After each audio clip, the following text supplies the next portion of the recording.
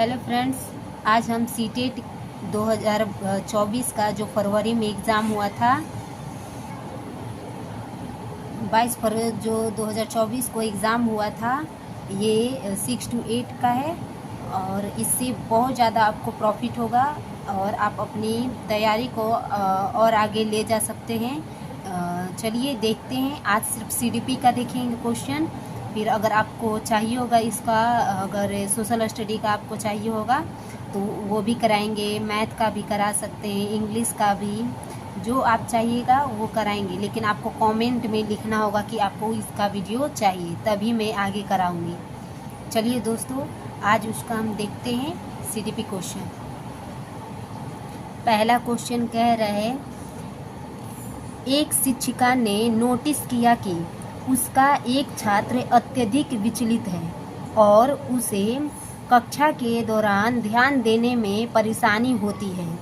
निम्नलिखित में से कौन सी रणनीति छात्र को केंद्रित रहने में मदद करने के लिए एक प्रभावी रणनीति होगी? इसका सही उत्तर है दूसरा, स्वनियमन और समय प्रबंधन के लिए छात्र को टाइमर देना। एक शिक्षिका ने नोटिस किया कि उसका एक छात्र अत्यधिक विचलित है और उसे कक्षा के दौरान ध्यान देने में परेशानी होती है। निम्नलिखित में से कौन सी रणनीति छात्र को केंद्रित रहने में मदद करने के लिए एक प्रभावी रणनीति होगी? तो इसका सही उत्तर क्या है? तो स्वनियमन और समय प्रबंधन के लिए छात्र को टाइमर देना। दूसरा क्वेश्चन कह रहा है, जीन पियाजे का मानना था कि ज्ञान है। जीन पियाजे का मानना था कि ज्ञान है। इसका सही उत्तर होगा चौथा, पर्यावरण से निष्क्रिय रूप से पारित होने के बजाय बच्चे द्वारा निर्मित किया जाता है। पर्यावरण से निष्क्रिय रूप से पारित होने के बजाय बच्चे द्वारा निर्मित किया जाता है। क्वेश्चन नंबर तीसरा क्या कह रहा है, जीन पियाजे के अनुसार चिन्हों के लिए चिन्हों का प्रयोग करने की क्षमता, जैसे कि अक्षर X को अज्ञात अंक के लिए मानने की क्षमता के दौरान विकसित होती है और विद्यार्थियों को सीखने में सक्षम बनाती है। जीन पियाजे के अनुसार चिन्हों के लिए चिन्हों का प्रयोग करने की क्षमता, जैसे कि अक्षर X को अज्ञात अंक के लिए मानने की क्षमता के दौरान विकसित होती है और विद्यार्थियों को सीखने में सक्षम बनाती है। तो जीन पियाजे के अनुसार चिन्हों के लिए चिन्हों का प्रयोग करने की क्षमता, जैसे कि अक्षर X को अज्ञात करने के लिए मानने की क्षमता औपचारिक संक्रियात्मक अवस्था के दौरान विकसित होती है और विद्यार्थियों को बीजगणित और गणना सीखने में सक्षम बनाती है। औपचारिक संक्रियात्मक अवस्था बीजगणित और गणना सीखने में सक्षम बनाती है। इसका उत्तर होगा तीसरा का दूसरा।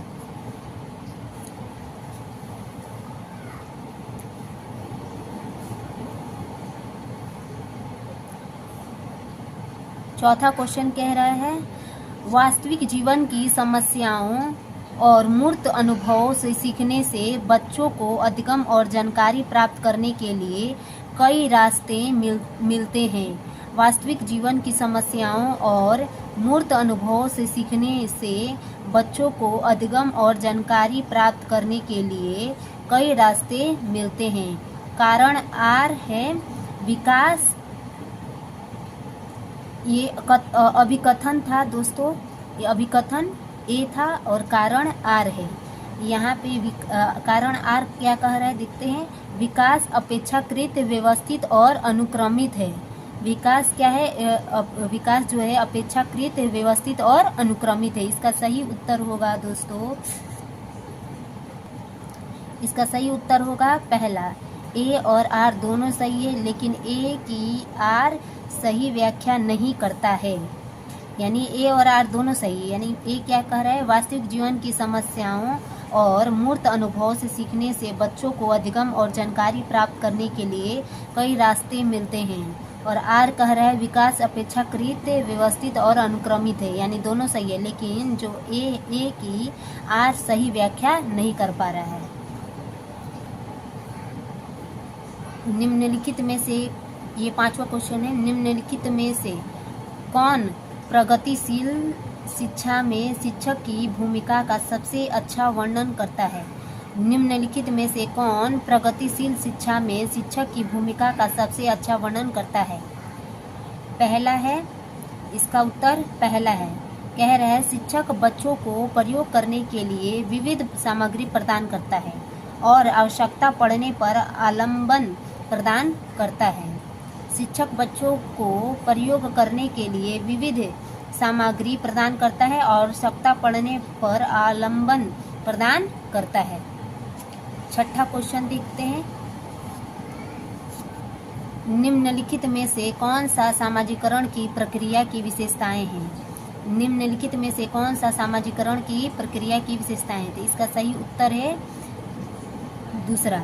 इसका सही उत्तर क्या है दोस्तों? तो दूसरा है बी, सी और डी। बी, सी और डी इसका सही उत्तर। बी क्या कह रहा है? यह एक जटिल प्रक्रिया है, यानी सामाजिकरण की प्रक्रिया क्या है? तो यह एक जटिल प्रक्रिया है। सी, यह एक बहुआयामी प्रक्रिया है। जटिल के साथ साथ क्या है? तो बहुआयामी प्रक्रिया है। और डी, यह विभिन्न संस्कृतियों में विशिष्ट रूप से होती है। यह विभिन्न संस्कृतियों में विशिष्ट रूप से होती है। इस यानी बी, सी और डी इसका सही आंसर है।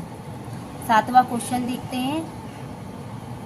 सातवां क्वेश्चन कह रहा है निम्नलिखित में से कौन एक समावेशी कक्षा का उदाहरण नहीं है? निम्नलिखित में से कौन एक समावेशी कक्षा का उदाहरण नहीं है? तो इसका सही उत्तर होगा दोस्तों तीसरा, प्रतिस्पर्धी लोकाचार को प्रोत्साहित करना। प्रतिस्पर्धी लोकाचार को क्या करना? प्रोत्साहित करना।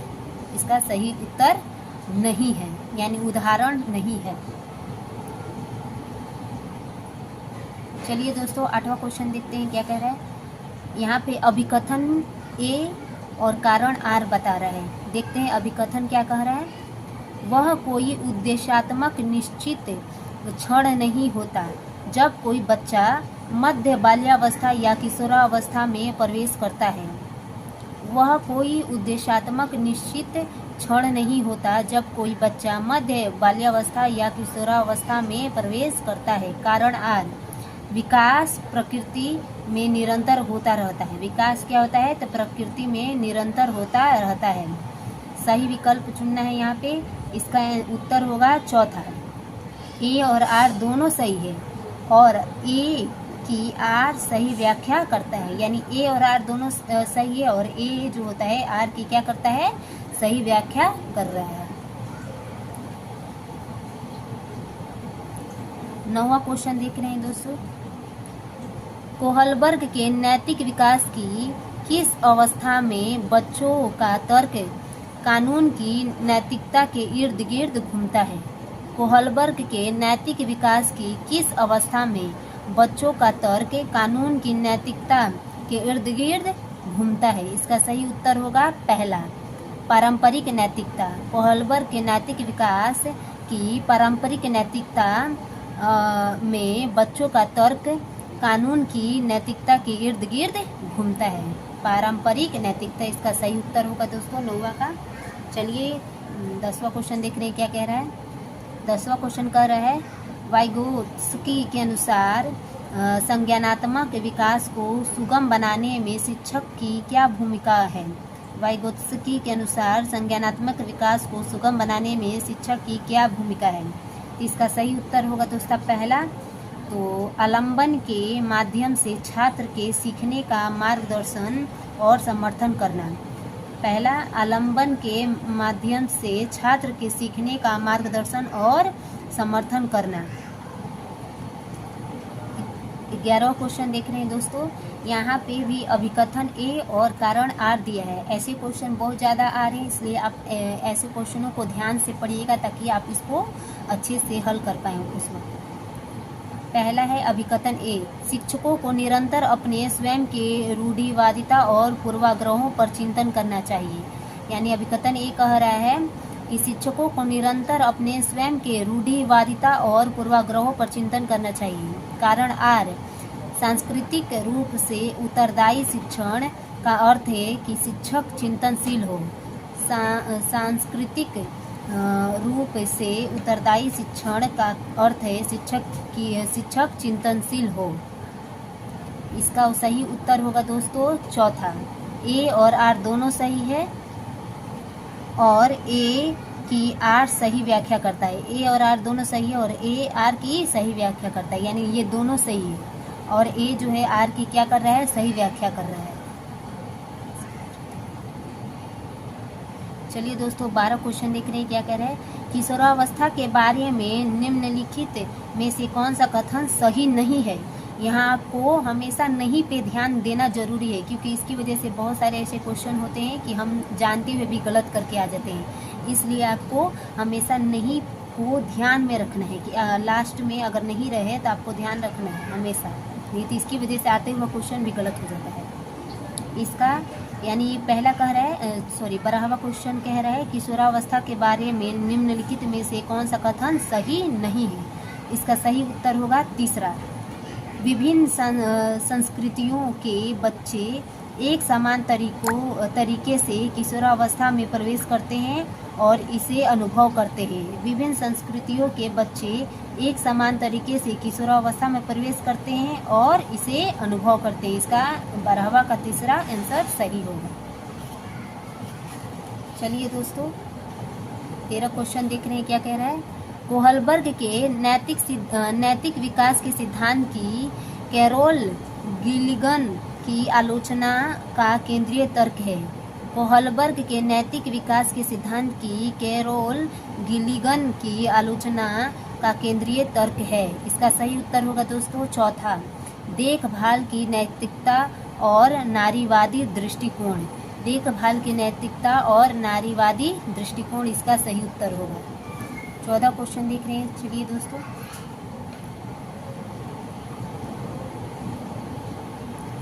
14 क्वेश्चन कह रहा है ये भी अभिकथन है और कारण है।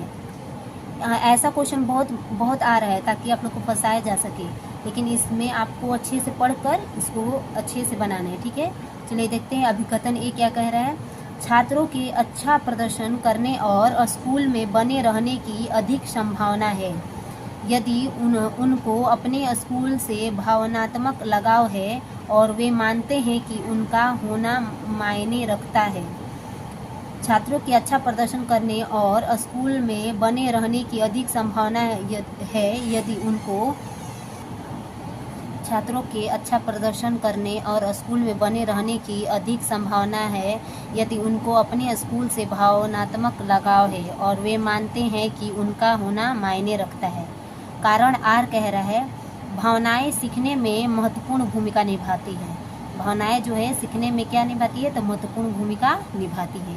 सही विकल्प इसमें चुनना है। इसका उत्तर है चौथा। ए और आर दोनों सही है।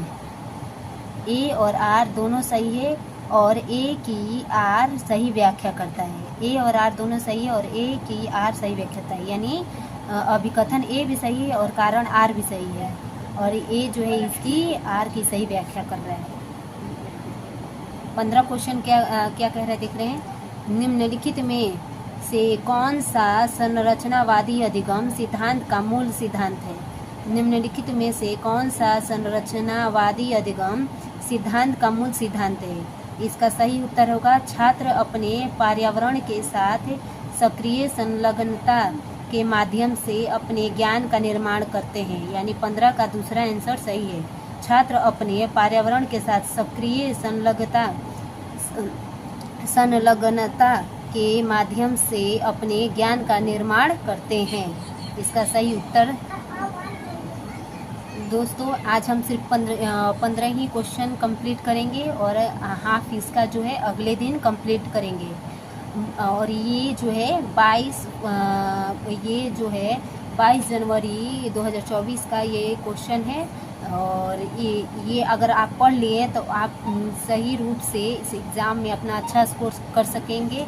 और प्लीज़ मेरे चैनल को लाइक कर दीजिए, सब्सक्राइब कर दीजिए और अपने दोस्तों में शेयर कर दीजिए ताकि वो भी इस क्वेश्चन को देख सकें और सीटेट को क्रैक कर सकें अच्छे नंबरों के साथ। और विश्वास रखिए, मैं जो भी बताती हूँ वो सही बताती हूँ। और आगे भी अगर आपको इससे रिलेटेड कोई क्वेश्चन या कोई भी अगर क्वेश्चन चाहिए, चाहे वो CDP के हो, इंग्लिश हो, मैथ हो और सोशल स्टडी हो, साइंस से रिलेटेड हो, ऐसे तो मैं बहुत सारे वीडियो बनाती हूँ, लेकिन अगर आपको कोई भी वीडियो चाहिए तो प्लीज़ आप ये कमेंट में नीचे लिख दीजिए।